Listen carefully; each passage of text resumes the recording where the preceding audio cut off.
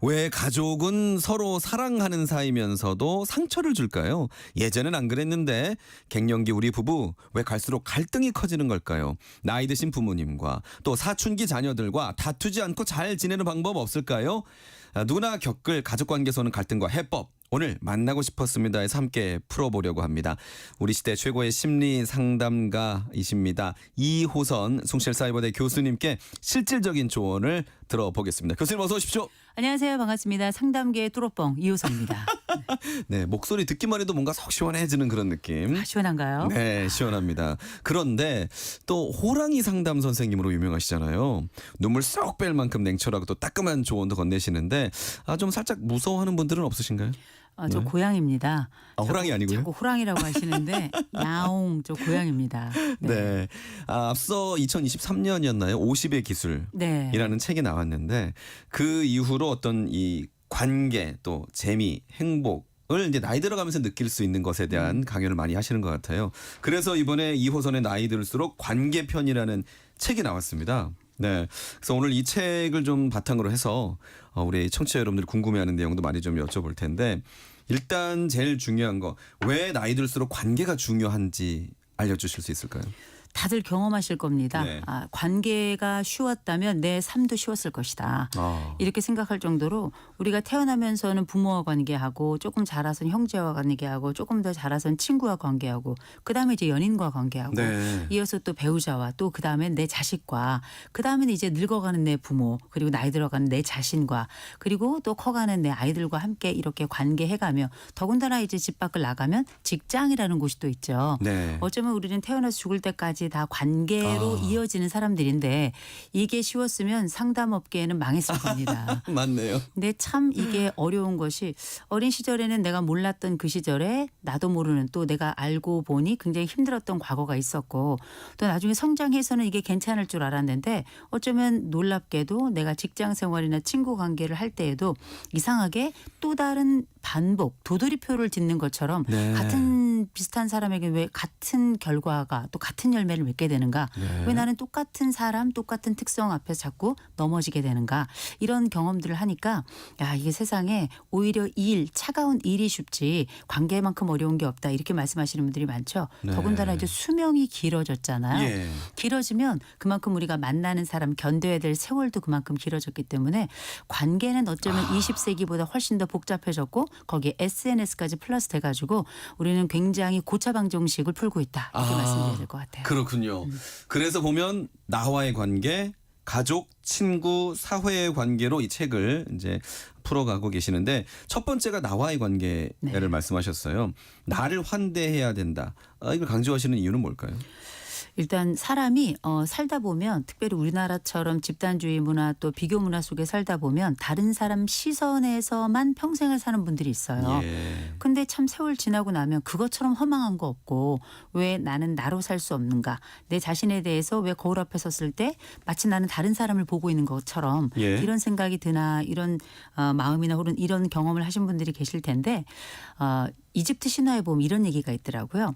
사람이 죽으면 신 앞에 선대요. 네. 그러면 신이 두 가지 질문을 하는데 이때 두 질문에 모두 긍정적인 답변을 하면 이 사람은 좋은 데로 가고 그렇지 않으면 이제 안 좋은 데로 간다는 거예요. 네. 그 두 가지 질문이 뭐냐면 첫 번째는 네 인생이 너에게 기쁨이었니? 그리고 그 기쁨이 다른 사람에게도 기쁨이었니? 네. 근데 생각해보면 이 주제가 과연 정말 죽은 자를 위한 질문일까? 이 질문이야 말고 산 자를 위한 질문이라고 전 생각을 하는데요. 예. 그 질문의 순서를 보면 가장 첫 번째가 네 인생이 너에겐 기쁨이었니? 라는 그게 첫 번째 질문이거든요. 어떻게 보면 살아가면서 나라는 사람을 나는 얼마나 예뻐해 줬는가. 다른 사람에게 보여주기 위해서 꾸미고 가꾸고 내가 뭐 다이어트도 하고 물론 이런 세월 지내면서도 그랬지만 늘 다른 사람 앞에 가면 좀 작아지고요. 네. 내 스스로도 만족스럽지 못해서 나에게 참 형편없이 대한 적이 참 많잖아요. 그런 차원에서 어떻게 보면 내가 나를 환대해야 기쁨으로 맞아주어야 비로소 다른 사람도 기쁨으로 맞을 준비가 되는 것이다. 이렇게 볼 수 있을 것 같고 이거야말로 내 인생이 나에게 기쁨이어야 비로소 다른 사람에게도 내 기쁨이 또 도움이 되고 기쁨이 되지 않겠나. 그런 차원에서 인간은 제일 먼저 자기 앞에 서야 된다. 자기 앞에 선 자기가 못나고 모질라고 한심하고 형편없고 늘 열등감에 쪄들어 있어도 네.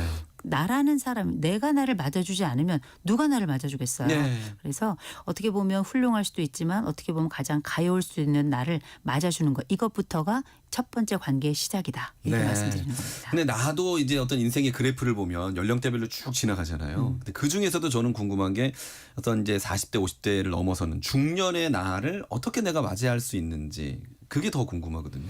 일단 중년의 나를 이제 맞이할 때는 제일 먼저 생각하셔야 될 게 내가 나를 중년으로 느끼는가가 되게 중요해요. 아, 사실 우리가 이제 나이가 여러 개가 있습니다. 예. 하나는 이제 행정적인 나이라는 게 있고요. 예. 그 다음에는 우리가 알고 있는 뭐 법적인 나이라는 게 또 있죠. 그렇죠. 그런데 진짜 사람들에게 중요한 나이 중에 하나는 주관적 나이라고 하는 게 있어요. 예. 그래서 내가 생각할 때 내 마음에 내가 몇 살인 것 같은가 이게 이제 주관적 나이거든요. 근데 이 주관적 나이가 어떤 사람은 내 실제 여연령이라고 하는 주민등록상의 나이보다 뭐 비슷할 사람도 있고만 대부분은 좀 어립니다. 근데 이게 그러면 너무 나이가 차이 많이 나면 뭐 농담 삼아 치매다 뭐 이런 얘기 많이 하지만 사람은 자기의 마음의 나이에 따라 행동하고 말하고 그렇게 관계하고 그렇게 생활합니다. 그래서 이 사람이 자기 스스로를 누구라고 정의하고 있는가가 되게 중요한데 네. 이 중년이란 나이는 내가 아무리 젊다고 소리 질러도 몸이 말해주는 나이고요. 아무리 내가 내 삶에 있어서 성공했다 말해도 열매가 말해주는 나이고요. 내가 아무리 내 인생을 활짝 피고 살았다 그래도 미간의 주름이 우리의 결과를 알려주는 나이거든요. 네. 그래서 사실상 생각해 보면 이때야말로 어쩌면 나이도 좀 먹었고 그리고 이제 내 거울 앞에서 좀 솔직해질 나이도 됐고 이제 완전히 늙었다고 하기에는 아직은 여전히 청춘은 좀 남아 있으니 지금이야말로 남아 있는 내 에너지를 내 자신을 위해서 한번 써볼 수 있는 나이가 아닌가. 게다가 이제 결혼을 했다면 또 아이가 있다면 아이들이 그래도 자기가 혼자 주문해서 음식을 시켜 먹을 수 있는 나이고요. 내 배우자도 때로는 나에게 관심이 있지만 자기의 삶을 또 찾아가는 나이이기 때문에 이때야말로 다소 외롭게 느껴지는 이때가 나를 만나기에 제일 좋은 때가 아닌가. 아. 산에 올라간 김에 우리는 세상을 한번 보는데 우리는 인생산에 올라갈 때는 그 우물 속에 있는 자신을 한번 볼 때라는 거죠. 네. 자, 이제 좀 집중적으로 가족과 관계 또 부부와의 관계에 대한 말씀을 좀 들어보도록 하겠습니다. 저는 좀 인상적인 말씀 구절이 있었는데 손절되신 관계가 답이다라고 하셨어요. 어떤 때는 너무 힘들어서 그냥 끊어버리고 싶을 때도 있는데 그러지 말고 이제 관계를 맺는 게 더 낫다는 말씀인 것처럼 이해가 되고 또 하나는 내 가족은 내가 더 잘 알아. 그런데 사실 내 병은 내가 안다는 말과 같은 말이다. 내 병을 내가 아는데 왜 죽습니까? 실제로 상담 현장에서 이런 말 많이 들으시는지도 궁금해요. 그렇죠. 우리가 생각해 보면 가족이 누군가에 대한 우린 평생 고민하잖아요. 네. 이 가족 생활이라는 게 또 쉽지 않고요. 그래서 우리가 가족을 가면 갈수록 족쇄다. 뭐 농담 삼아 이렇게 얘기를 하는데 중요한 건 내 스스로 내가 알고 있는 나 그리고 내가 만들어가고 있는 나 또 내가 구성하고 있는 이 관계들을 잘 분석할 수 있는 사람이라면 이 관계에서 넘어지거나 흔들리는 일이 없어야 되겠죠. 예. 그러나 우리는 날마다 넘어지고요. 날마다 후회하고 밤이면 이불킥하는 거잖아요. 그리고 나서 그 다음 날은 또 똑같은 일을 한단 말이에요. 네. 근데 그런 것들이 어디서 나타나는가? 사실은 이 인생의 초기 경험이라는 게 굉장히 또 중요하고 이 초기 경험을 통해서 우리는 대상 관계, 곧 다른 사람과의 관계하는 방식을 그렇게 습관처럼 습득하게 되는 거거든요. 예. 그런데 이런 관계들이 외부에 나가서 다른 사람에게도 내 가족과 했던 것과 비슷한 형태로 나타나기도 하지만 이 관계가 좋을 때는 안팎이 다 괜찮겠죠. 그러나 이 관계가 좋지 않을 땐 안팎이 다 나빠질 텐데 사실은 내 가족은 내 처음 출생지이고 내 부모는 나의 탄생 지점의 첫 번째 신과 같기 때문에 그게 세상의 전부예요. 우주의 네. 전부고. 네. 그래서 이 세계가 삐뚤어진 세상인지 올바른 세상인지를 판단할 수 없습니다. 그래서 내 가족 관계가 만들어내고 있는 이 수많은 냄새들 좋은 냄새도 있고 악취도 있을 텐데 이런 것들이 정말 악취인지 아니면 좋은 냄새인지 스스로는 판단할 수 없습니다. 그리고 내가 여러 가지 노력을 해봤지만 결국은 우리 집은 안 되는 집이야 이런 얘기를 하는 것도 우리 가족끼리 할 수 있는 노력의 최고치가 따로 있기 때문이에요. 그러니까 정말 어려운 시점에는 사실 외부의 전문가 누군가가 들어가야 되는 건 예, 에너지 예. 수준을 바꿔놓기 때문이거든요. 내 병을 내가 한다 그러다가 혼자 가는 거예요. 마찬가지로 가족 일은 가족끼리 알아야 된다 이런 가족 비밀이 많은 가족들일수록 오히려 역기능적 가족 곧 건강하지 못한 가족일 가능성이 굉장히 높고요. 특별히 우리가 이 가족 간의 관계라고 하는 게 옛날하고 또 조금 더 달라진 게 지금은 나 혼자 1세기를 살아갑니다. 네. 가족과 함께 살아가는 세월이 1세기인 거예요. 내가 1세기를 살아가면서 앞으로 희노애락을 끊임없이 또 함께 나눠야 될 대상이 또 가족인데 지금까지 내가 함께했던 가족이 시원치 않았다면 사실은 지금부터라도 고칠 수 있고 변경할 수 있고 수정할 수 있는 게 지금 오래 사는 세상의 또 장점이거든요. 예. 아, 내 가족도 달라질 수 있구나. 또 네가 모르는 네 병을 사실 외부에서 충분히 다른 전문가들이 만지고 아우르고 스스로 또 조금씩 변경할 수 있는 이런 세상이 되었구나. 이리 생각하시고 가족에 대한 또 하나의 좀 꿈을 꾸셨으면 좋겠어서 이런 네. 말씀을 좀 드렸습니다. 그런데 사실 방금 말씀하셨지만 몰라서도 못하거든요. 왜냐면 그런 모습을 본 적이 없으니까요. 부모에게 못 봤기 때문에 나도 그런 부모가 될 수가 없는 경우도 많은데 어떻게 해야 될까요? 그렇죠. 우리가 이제 사람은 자기가 가진 것을 남에게 줄 수 없습니다. 그래서 흔히 내가 보고 배운 것을 그대로 마치 복사해서 붙이는 것처럼 요새는 이걸 복붙이라고 하죠. 그런데 이렇게 복붙해서 붙이고 살다 보면 내가 겪었던 그 똑같은 고통을 다른 사람 혹은 내 자신이 또 한 번 겪는 이런 일이 벌어지잖아요. 근데 조금 전에 말씀하셨잖아요. 내가 배운 갖지 못한 것을 남에게 줄 수 없다. 근데 사람은 가족 안에 갇혀 살지 않습니다. 성장하면서 점점 우린 친구도 만나고요. 학교에 가서 공부도 하고요. 내가 전혀 이상하지 못했던 책도 읽어가고 또 다른 TV에서 또 다른 라디오에서 다른 사람들이 살아가는 걸 보면서 예. 학습돼요. 네. 이 학습을 통해서 우리가 생각하는 거죠. 아, 내가 태어났을 때 처음 접했던 이 세상이 정말 지옥 같았고 형편없었고 정말 상처를 나에게 한없이 줬던 시공간이었다면 밖에 나가 보니까 이렇게 안 사는 사람도 많아요. 또 다른 방식으로 또 삶의 경험을 해보니까 아, 내가 다른 걸 선택할 수도 있어요. 네. 이런 경험들도 하거든요. 그래서 심리학에서도 뭐라고 얘기하냐면 내가 어렸을 때 사실 모든 것들이 결정돼서 인생을 평생을 살아가는 것이 아니라 내가 어렸을 때 어쩔 수 없이 받아야 될 그 영향력들이 아주 없는 건 아니에요. 예. 한 30%는 영향을 미쳐요. 네. 그러나 나머지 70%는 내가 선택하고 결정하고 또 좋은 것들로 향해 가면서 나라는 네. 사람은 그렇게 변경된 존재가 되는데 가족관계도 마찬가지예요. 이를테면 어렸을 때 무지하게 맞고 아버지는 형편없고 어머니는 눈 뜨면 욕이고 나 학교 가지 말라 그랬고 심지어 또 형제 태어났더니 형제는 더 개판이고 더 나가서 나는 살아가면서 정말 볼품없는 사람이었고 이렇게 살았던 사람이라 하더라도 어떤 분들은 나는 이렇게 힘든 삶을 살았지만 나는 내 아이들에게는 그렇죠. 내 배우자에겐 절대 이렇게 하지 않을 거야. 이렇게 네. 다짐하는 분들이 있어요. 도미노가 더 넘어가지 않게끔. 그렇죠. 저는 이런 네. 분들을 성자라고 부릅니다. 다른 말로 하자면 상처 입은 치유자라고 얘기할 수 네. 있어요. 이 상처가 없어지는 건 아니지만 그럼에도 불구하고 내가 이 상처 가지고 또 다른 누군가와 함께 내 삶을 새롭게 살아갈 때 또 다른 치유자로서 나는 역할을 하겠다. 피해자로만 살아가는 것이 아니라 치유자로도 살아가겠다. 이렇게 결심하는 부모들, 이렇게 결심하는 배우자들이 있어요. 네. 저는 정말 훌륭한 사람들이라고 생각하거든요. 요는 제가 말씀드리는 건 뭐냐면 내 상처로 신음할 수 있어요. 그런데 이 상처로 신음하는 것들이 다른 걸로 어떻게 커버가 될 수 있거나 치유될 수 있거나 변경될 수 있거나 혹은 다른 걸로 대체될 수 있는지. 이를테면 우리가 애착 얘기 많이 하는데 애착은 수평애착만 수직애착 부모가 자식과 예. 함께하는 수직애착만 있는 게 아니고요. 수평애착이라는 것도 있어요. 내가 수직애착을 충분히 겪지 못했더라도 좋은 애착을 갖지 못했더라도 새롭게 내가 만든 관계를 통해서 수평애착을 네. 새롭게 할 수도 있는 거거든요. 제가 보니까 오늘 진행하시는 우리 아나운서께서 심인보 네, 아나운서잖아요. 맞습니다. 제가 보니까 이름이 참 좋아요. 그런가요? 인보, 인간 보살 같아요. 근데 사실 생각해 보면 네. 사람의 원래 사실 전 본연의 이름의 뜻이 뭔지 잘 모르거든요. 네. 그러나 제 이름도 마찬가지예요. 이호선인데 예. 제가 호소자 신전선자를 써요. 그러니까 아버지는 뭐 물처럼 착하고 신선처럼 뭐 또 계속 착하게 살라는 건데 제가 보니까 언니 이름이 호자로 시작해서 저도 따라서 대충 지은 것 같아요. 그래서 제가 제 이름을 어떻게 해석을 했냐면 네. 전 개명을 하지 않고 호수에 사는 신선이야? 아, 그러면 물귀신이구나. 아, 잡으면 놓지 말아야 되겠다. 이렇게 제 이름을 재해석한 거거든요. 예. 그 얘기는 내가 가지고 있는 본연의 것들이 아픔과 상처라서 흠집이 난 것이라 하더라도 어쩌면 우리는 그게 우리에게는 레트로가 되고 우리에게는 또 한 번 내가 다시금 나를 꾸며서 재활용 정도가 아니라 재창조될 수 있다는 걸 예. 기억한다면 가족에게 받은 상처가 있더라도 내 스스로도 오롯이 또 꼿꼿하게 잘 쓸 수 있고 이런 과정에 뭐 상담도 받으면서 도움을 받는 거고요. 네. 더 나아가서는 내가 새로운 가정을 꾸릴 때도 마찬가지예요. 내가 무의식적으로 뭔가를 한다 그래서 너무 고통스러워하지 마시는 게 의식화하면 우린 변화할 수 있는 겁니다. 그러니 네. 긴 세상이 오히려 우리 가족들에게는 이게 오랜 지옥이 아니라 새로운 문을 열 수 있는 좋은 창구가 될 수 있다라고 보시면 좋을 것 같아요. 그래서 그 방법으로 읽고 말하고 가르쳐라라고 하셨어요. 읽고 말하고 가르쳐라.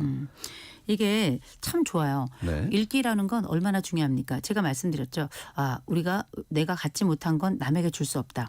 요새 메타인지라는 말이 유행이잖아요. 예. 요새는 또 어려운 말들이 많아요. 그래도 또 이런 말 했으면 엄청 있어 보이잖아요.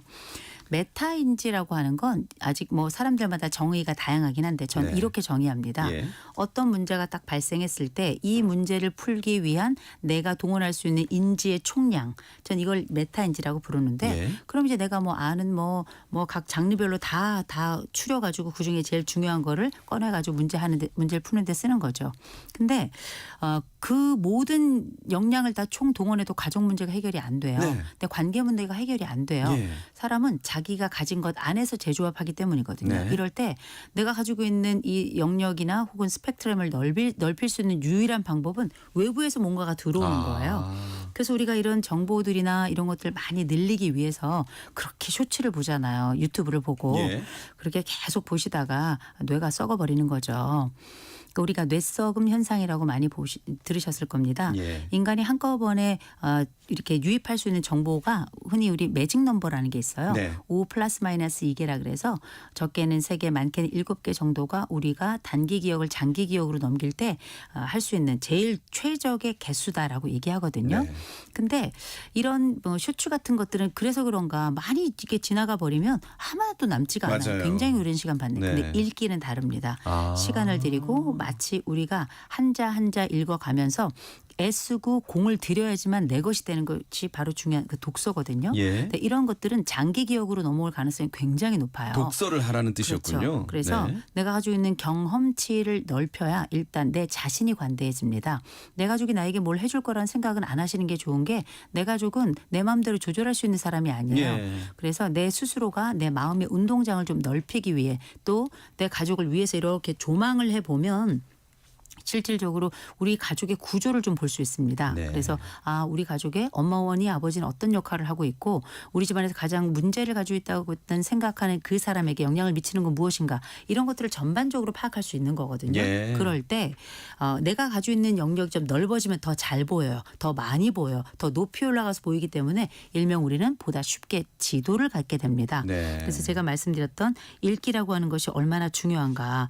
그리고 두 번째로 이건 또 말하는 겁니다. 아는 것만으로 우리가 관계할 수 없어요. 내가 새로운 것을 알았다면 새로운 것을 말할 수 있는 거고 특별히 말이라고 하는 게 중요한 게 하이데거라는 철학자가 이런 얘기했죠. 언어는 존재의 집이라고. 네. 그 얘기는 뭐냐면 이 사람이 어떤 말을 하는지를 보면 이 사람이 어떤 사람인지 알 수 있는 거거든요. 마찬가지로 내가 가지고 있는 읽기 곧 나의 메타인지가 확장이 되고 네. 나의 지적이고 또 의미 있는 내 안쪽의 컨텐츠들이 늘어나게 되면 이 사람의 말도 달라지는 거예요. 네. 특별히 관계를 개선한다고 한다면 왜 우리가 한때 왜 공감에 관련된 말 많이 들었죠. 맞아요. 그랬구나 이렇게 얘기하는 네, 거. 네, 네, 네. 그럼 이제 배우자가 그러잖아요. 기술 쓰냐 이렇게 얘기하잖아요. 근데 사실 그랬구나가 비록 기술이거나 너무 뻔한 말이라 하더라도 그 말을 하는 집과 안 하는 집은 차이가 있는 거잖아요. 내가 그를 사랑하지만 그를 사랑한다고 말하는 집과 말하지 네. 않는 집은 얼마나 차이가 나요. 그런 것처럼 실제 내가 아는 것 특별히 내 안쪽으로 뭔가를 들여놓았다면 이것과 관련한 것을 가족에게 말하는 거 되게 중요하고요. 세 번째가 가르치는 겁니다. 예. 이게 왜 중요하냐면 보통 우리가 누군가 특별히 부부는 평등한데 누가 누구를 가르쳐 이렇게 생각할 수 있겠죠. 그러나 인생은 말입니다. 끊임없이 계속 배우면서 살아가는 사람들이 훌륭하잖아요. 근데 우리는 의식적으로도 배우고 무의식적으로도 배우잖아요. 그 얘기는 누군가 가르친다는 거예요. 예. 의식적으로도 가르치고 무의식적으로도 가르치는 거죠. 그래서 내 부모님은 나에게 의식적 무의식적으로 그렇게 가르쳤던 거고 나도 내 배우자에게 또 내 아이들에게 의식적 무의식적으로 가르치는데 이건 이전에 내가 알고 있던 것들만 가르쳤을 때 생겨나는 문제들을 아까 네. 우리가 봤던 읽기를 통해서 또 말하기를 통해서 그렇게 상대방에게 가르치게 되는 겁니다. 네. 그래서 우리가 좋은 것을 먹어야 그 젖을 내어서 아이들에게 좋은 것을 먹이잖아요. 마찬가지로 온 가족에게 나라는 사람이 가지고 있는 인지적인 우아함을 길러내고 내가 가지고 있는 마음의 정원을 확대하면 훨씬 더 내 가족과의 관계, 내 자신과의 관계도 그렇지만 내 가족과의 관계에 있어서도 훨씬 더 수월성을 갖게 되죠. 그런데요, 교수님. 네. 남한테는 한없이 친절한데 정작 가족들에게는 남보다 못하게 하는 경우가 많아요. 그러니까 무슨 말이냐면 가족이니까 말해주는 거야 하면서 상처되는 말. 아니면 반대로 가족이니까 말 안 해도 아는 거 아니야? 하거나 아니면 가족한테 무슨 사과를 해. 이런 이제 경우들도 많거든요. 머리가 나빠서 그래요.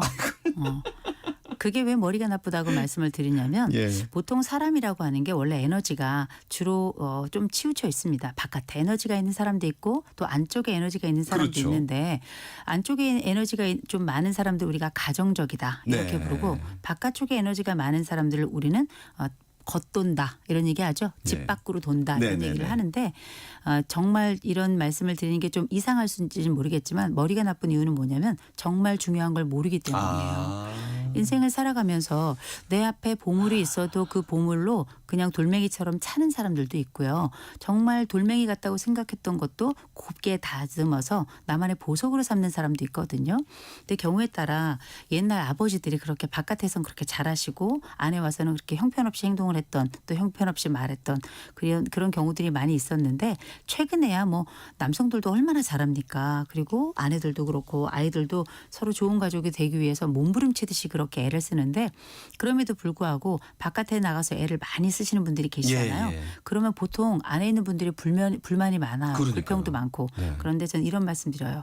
그분을 집안에 들이기는 어려울 거예요. 그분이 힘 빠져야 들어와요. 그래서 뭘 해야 되냐면 그럴 땐 이분을 기다리지 마시고요. 예. 그냥 각자 자기의 삶을 살아야 돼요. 그런데 이게 나만의 삶을 산다는 게 쉽지는 않지만 네. 우리가 그를 사랑하고 또 그를 원하니까 그를 기다리는 거예요. 근데 그 사람이 오지 않아요. 예. 1년을 기다려도 2년을 기다려도 긴 시간을 지났는데 도무지 내 안쪽에 들어와서 나라는 사람의 눈길도 주지 않는다면 이때는 이 사람에 대해서 화가 나고 밉고 이런 마음이 있을 수 있겠지만 그럼에도 불구하고 우리가 그렇다고 다 이혼하는 거 아니거든요. 예. 그래서 나만의 정원을 가지고 있어야 돼요. 전 이걸 인생 정원이라고 부르는데요. 또 다른 말로 하자면 자기복합성이라고 얘기할 수 있을 거예요. 자기복합성이라고 하는 건 우리가 나라는 사람이 굉장히 다채롭습니다. 뭐 제가 굉장히 큰 소리로 말을 하는 사람인 것 같지만 어느 순간에 저도 속삭이기도 하고요. 제가 바깥에 나가서 큰 소리를 떵떵 치는 것 같지만 전 집에서 그림을 그리거든요. 네. 또 어느 순간에는 밖에 나가지고 함성을 지를지 모르겠지만 전 집에서 조용히 기타 치면서 노래를 불러요. 이렇게 사람은 다채로운 여러 자기를 가지고 있는데 이걸 알고 이걸 확장시키는 게 되게 중요해요. 그런 사람이 행복하거든요. 그래서 내 배우자가 바깥에 있고 나에 대해서 눈길을 주지 않을 때 그걸 슬퍼하거나 고독하게 생각하지 말 것. 오히려 그 시간은 나에게 주어진 시간이고요. 그 시간 동안에 충분히 나만의 정원을 일구어서 누군가의 정원은 뭐 연못이 있고 누군가의 정원에는 돌이 있고 어떤 풀 어떤 나무 다 다르겠죠. 그래서 나의 정원은 무엇인가. 그를 기다리는 황량한 정원이 아니라 내가 꾸려내는 그리고 나만이 만들어내는 기쁨의 정원이 됐으면 좋겠거든요. 네. 내가 이혼을 원치 않는다면 그렇게 나만의 시간을 꾸리는 시간으로 갔으면 좋겠고요. 그렇게 딱 꾸려놓잖아요. 겉돌던 사람은 집안에 들어왔을 때 자기만의 정원이 없어요. 결국은 네. 가족이 만들어 놓은 정원에 자기의 돌을 하나 놓고 자기의 공간을 얻기를 구걸하게 될 겁니다. 어떻게 보면 굉장히 안타깝고 슬픈 이야기지만 예. 그렇게 인생의 다른 곳에다가 지불을 했다면 이제는 가족에 대해서도 값을 치러야 되겠죠. 그래서 그들을 받아주면 좋겠지만 내가 그에 대해서 조금 냉랭하다 하더라도 우리 집안이 그래도 그가 돌아오는 순간에도 모두 기쁨이 있는 자리면 나중엔 그 다시 겉돌던 그분도 들어왔을 때 그래도 마음의 공간 또 실질적 공간을 줄 수 있는 관대함이 그 집에 생길 거라고 저는 봅니다. 그러면 가족은 어디까지 친밀해야 되고 또 지금 말씀 들어보니까 어느 정도 거리를 둬야 될까요? 참 어려운 주제죠. 네. 왜냐하면 이게 사람마다 거리가 다 달라요. 우리가 아. 왜 인간관계 해도 어떤 얘기할 때 귀에다 막 정말 침튀도록 속삭여야 그래야 친하다고 생각하는 사람이 있는 반면에 예. 아무리 친해도 거리가 한 뭐 거의 1m 정도 떨어져서 얘기를 해야 안정감을 느끼는 사람들이 있어요. 그런 것처럼 가족이라고 하는 게 어느 만큼 친해야 그러면 뭐 모든 비밀을 다 털어놓으면 그 가족은 행복한가? 오히려 모든 것들을 쏟아놓은 집은 우리가 쓰레기집이라고 불러요. 그러면 완벽하게 내 고통이나 아픔은 다 가리고 말하지 않는 집 이런 가정은 행복한 집인가? 이렇게 다른 사람에게 조금도 빗장을 열어주지 않고 곁을 내어주지 않은 이 차가운 가족에게 온도를 느끼는 가족은 거의 없을 겁니다. 그래서 우리가 흔히 말하는 뭐 보통 부모님과의 거리는 국이 식지 않을 정도의 거리. 국이 식지 않을 정도의 거리는 어떤 그런 거리인가요? 얘기하죠. 보통 이제 부모님이 너무 가까이 있는 것도 힘들고 너무 멀리 가시면 또 걱정스러우니까 우리가 흔히 걸어서 15분, 차로 5분 정도면 내가 국을 들고 부모님께 갈 때 너무 국이 식지 않고 따뜻하게 드실 수 있는 거리. 이걸 우리가 국이 식지 않는 정도의 예. 거리라고 부르는데 가족 간의 관계도 그렇다고 생각해요. 근데 특별히 아이들이 어렸을 때는 사실은 부모 통제 밑에 있기 때문에 포함 관계가 완벽하게 부모들이 이 자녀들을 둘러싸고 있는 형태거든요. 예. 근데 아이들이 점점 성장하면 결국은 부모라는 껍질을 깨고 밖으로 나가는 그렇죠. 거잖아요. 그럴 때 반드시 기억해야 될 건 우리가 생각하는 거리는 물리적인 거리가 아니라는 거죠. 정신적이고 정서적인 거리인데 이런 관계를 저는 라포라고 불러요. 네. 라포라고 하는 건 이런 가족 간에뿐만 아니라 모든 인간관계에 있어서 신뢰의 관계, 치료적 네. 동맹이라고 하는 거라 언제든 SOS 하면 그에게 갈 수 있는 것이고 특별히 자주 만나지 않아도 그 따뜻하게 느껴지는 사람들이 있잖아요. 예. 그런 정서적 거리가 제가 생각하는 가장 이상적인 거리라고 봅니다. 그래서 빠삐따라는 표현이 있던데요. 이거는 뭔가요? 빠삐따? 빠삐따. 빠지지 말고 삐지지 말고 따지지 말자라는 건데요. 예. 이건 뭐 다른 건 아니고 우리가 부모님과 함께 살아가다 보면 결국 부모님이 새치가 나기 시작하고요. 머리가 빠지기 시작하고 등이 굽기 시작하고 그리고 지팡이를 짚다가 결국은 자력으로 일어나지 못하는 순간도 올 텐데 예. 그런 순간이 올 때에도 우리가 몇 가지는 좀 기억해야 되겠다. 그분들이 힘이 빠진 것이 아니라 우리의 도움이 필요한 때가 된 거고요. 그분들이 우리가 생각하는 약자가 된 게 아니라 우리가 이제 강자가 되어 돌보는 자가 된 거거든요. 네. 그래서 빠지지 말고라고 하는 건 가족 행사 좀 빠지지 말고요. 그분들 특별히 생신이나 이럴 때 특별히 이건 부모님에게 더 해당되는 이야기예요. 애들이 뭐 하자 그러면 아유 됐다 하시는데 절대 그런 얘기 하지 마세요. 왜냐하면 나중에는 애들이 찾아오지도 않습니다. 그래서 모든 관계에 빠지지 말고요. 두 번째 삐지지 말고 특별히 우리 가족들끼리 정말 많이 삐지는데 나이 든 부모님을 향해서는 삐지지 마세요. 부모님이 나이가 들었다는 건 본인도 이미 늙어가고 있다는 거예요. 정신 차려야죠. 보다 넓은 심정으로 돌보는 자는 그렇지 않은 자에 비해서 훨씬 더 넓은 마음을 가져야 되는 것. 예. 또 부모님도 마찬가지입니다. 세월이 지혜를 주는 건 아니지만 그래도 이제 아이들을 알 만큼 알고 또 얘네들이 이렇게 하면 나한테 이 정도 해줘야 되지 않나 생각하시지만 부모님도 그렇게 잘하신 건 아닐 거예요. 네. 그래서 너무 삐지지 마시고요. 따지지 말고 옳고 그름은 이제 나이 든 부모님께는 옳고 그름은 따지면 안 됩니다. 예. 그냥 그럴 수 있습니다. 맞습니다. 틀림에도 불구하고 고개를 끄덕이는 게 저는 성장하고 성숙한 자녀들의 태도라고 생각합니다. 네. 앞서 뭐 헤어질 거 아니면이라는 언급을 잠깐 하셨는데 교수님 출연하시는 이혼 상담 프로그램 보면 차라리 이혼이 낫지 않나 싶은 그런 사례들이 나오잖아요. 때로는 불화를 겪는 부모보다는 없는 부모가 낫다는 말이 심지어 나올 정도인데 이런 이혼을 고민하는 부부들에게는 어떻게 조언을 하시겠습니까? 요새 그 프로그램이 나오고 나서 이혼율이 좀 줄었대요. 오히려요? 네, 왜냐하면 그래도 우리 집이 저 집보단 낫다. 그래가지고 이혼율이 좀 줄었다 이런 얘기들이 있는데 저는 이런 말씀드립니다. 실제 그 프로그램에 나오는 부부들의 상당수는 대부분 다 좋아졌어요. 상당수는 좋아졌어요. 나오고 나서요? 그럼요. 그러니까 상담을 받고 난 이후겠죠? 그럼요. 이분들 참 용감한 분들이에요. 예. 왜냐하면 이분들은 관계 지옥 속에 살다가 빛 한 줄기 보고 여기 가면 희망이 있겠다 싶어서 잊혀질 권리도 없이 그냥 오신 분들이라 이분들에 대해서 저는 함부로 말하면 안 된다고 생각하는 게 여러분 연탄재라는 시 아시죠? 예. 연탄재 함부로 차지 마라. 한 번이라도 너희는 누군가에게 뜨거운 존재가 돼본 적이 그렇죠. 있느냐. 그래서 이게 이 부부들은 그래도 용기 내는 부부들이에요. 네. 사실상 우리가 이혼 앞에 설 정도면 인생에서 단물숨을 다 먹은 거거든요. 그런 차원에 보통 부부들은 둘만의 방법을 해결하려고 그래요. 근데 우리는 오랫동안 함께 살아가면서 서로에게 쓸 수 있는 방법을 다 썼고요. 또 어린 시절 내가 사용했던 또 배워왔던 그 방법을 내 배우자에게 또 반복적으로 쓰면서 이게 맞는지 틀린지에 대한 검증도 해본 적이 없습니다. 그래서 할 수만 있다면 우리가 결혼은 둘이 하지만 이혼은 가족이 하는 거거든요. 그렇기 때문에 훨씬 더 이혼은 의미 있게 또 관심을 가지고 또 조심해서 신중하게 해야 되기 때문에 할 수 있다면 저는 이혼을 하게 되더라도 반드시 상담을 받았으면 좋겠고요. 또 이 상담을 통해서 받아야 될 건 두 가지입니다. 저 인간을 고쳐주세요 하고 배우자 던지고 가는 분들이 있어요. 네. 이런 분들이 보면 그 집에는 그 던지고 간 그분의 문제일 가능성이 굉장히 높습니다. 그래서 보통 이런 이혼 위기에 있을 때는 같이 상담 받으셔야 되고요. 또 내 배우자를 고칠 생각을 마시고 내가 가지고 있는 어려운 점이나 문제점을 내 자신의 것에서 하나를 뒤로 약간 넘기면 내 배우자도 그렇게 하나 뒤로 넘기게 된다면 둘 간의 가까운 접점, 곧 서로 만나고 만족스러운 지점이 조금 더 늘어나게 되거든요. 예. 그래서 꼭 전문가의 도움을 좀 받으시길 바랍니다. 네. 아, 그렇군요. 여러분 지금 숭실사이버대 이호선 교수님과 이호선의 나이 들수록에 관련된 얘기를 듣고 계시는데요. 사실 뭐 여러 가지 관계에 대한 내용 중에 결국은 죽을 때는 나 혼자 죽는다라고 이제 말씀들 많이 하시더라고요. 그러니까 누구나 인간은 다 고독하다. 근데 중요한 건 고립되지 않는 것이 중요한 거 아니냐라는 말씀들을 많이 하시던데 필연적으로 우리가 살면서 느끼게 될 이 고독과 외로움에 대해서는 어떻게 받아들여야 되는지도 듣고 싶습니다. 뭐 우리 아까 조금 전에 뭐 부부 얘기 잠깐 했습니다만 그 모든 관계라는 게 어떤 관계든 버튼이 있거든요. 네. 하나는 발작 버튼이 있고 또 하나는 안심 버튼이 있어요. 네. 서로 관계 속에 내 발작 버튼 알려주고 내 안심 버튼도 알려주면 그 사람에게 이렇게 맞추게끔 하는, 그러면서 어려운 또 긴 세월을 거쳐서 조율할 필요가 없는 건데, 근데 어쨌든 이 버튼이 서로 간에 잘못 엇박자가 나서 홀로 되신 분들도 계시고 또 그냥 요새는 또 결혼 안 하는 분들도 많이 예. 계시고 또 뭐 싱글의 이유가 또 여러 가지가 있잖아요. 사별도 있고 막 하니까 예. 사별이 됐건 이별이 됐건 아니면 이혼이 됐건 아니면 뭐 내가 혼자 솔로를 택했든지 간에 분명한 건 우리가 고독도 두 가지가 있습니다. 하나는 solitude라고 하는 자발적 고독이 있고요. 또 하나는 loneliness라고 하는 이 뭐랄까 결국은 다른 사람들이 이제 유기해버리는, 그래서 예. 나 홀라 결국 혼자 결국 남겨질 수밖에 없는 이런 안타까운 고독도 있는데요.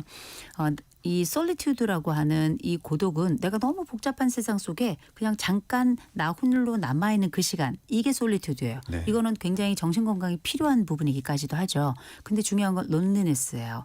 근데 사실 생각해보면 우리는 뱃속에 있을 때부터 다 혼자입니다. 쌍둥이라 하더라도 서로 간에 각자의 세계, 각자의 그 탯줄 끌어안고 이제 태어나는 예. 거니까. 그러니 일단 고독에 대해서 너무 걱정하지 말아라. 네. 그리고 우리가 혼자 있는 것을 너무 힘들어하는 분들이 계시거든요.